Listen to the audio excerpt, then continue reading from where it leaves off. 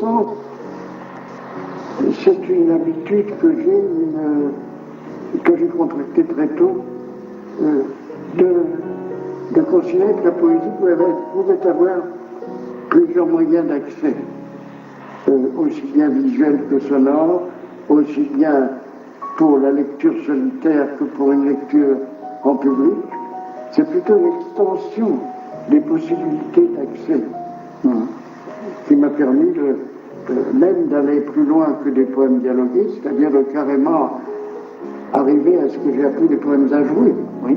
Et pour moi, ce sont des poèmes aussi.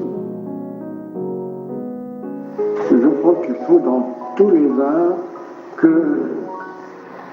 une maturation de l'œuvre présentée, qu'elle soit picturale, musicale, poétique, théâtrale, un temps de mûrissement de l'auteur ou de l'artiste par rapport à lui.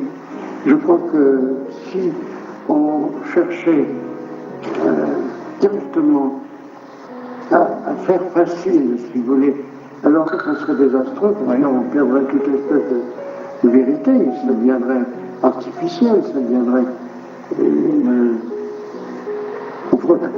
le mot vulgarisation vient à l'esprit tout de suite, il a son double sens, n'est-ce pas? C'est pour pouvoir être vulgarisé, il faut devenir vulgaire.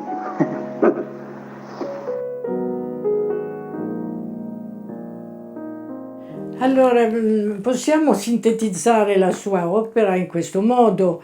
È uno scrittore precoce di sicuro, scrive molte poesie, comincia con la poesia, poi a mano che vive esplora degli altri linguaggi, soprattutto nella maturità. Il teatro comincia abbastanza presto. Il teatro, la prosa, scrive molto bene in prosa, veramente una prosa limpida, stupenda, e finisce, è molto anziano, visto che è morto a 92 anni, 93 anni, finisce con la poesia. Le ultime cose che ha scritto è l'ultimo volume che si chiama Da capo, sono delle poesie. Pour moi, si Jean Tardieu a aujourd'hui continuera à avoir l'importance qu'on lui donne, c'est qu'à la fois il est un jeune poète et un vieux philosophe. À la fois sa poésie est empreinte de jeunesse, de gaieté, il aime tout ce qui est clair, et en même temps il est hanté par la peur de la mort, la peur de la solitude. Et je crois que ces thèmes-là sont des thèmes que nous portons en nous, depuis très jeune. Et Jean Tardieu donc parle à toutes les générations, et il parle de ce qui est fondamental. On est sur Terre, mais en même temps on peut penser qu'il y a autre chose. Donc c'est à la fois l'écoute du monde et l'écoute de son soi, de son intérieur.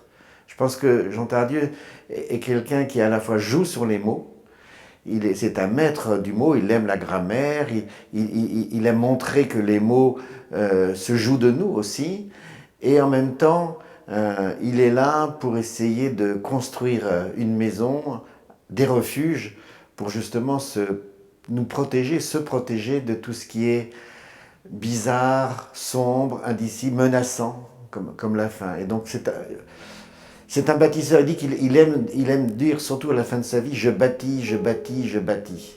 Et c'est à la fois un bâtisseur de mots et en même temps, il aime être dans sa cabane et comprendre le mystère de l'univers.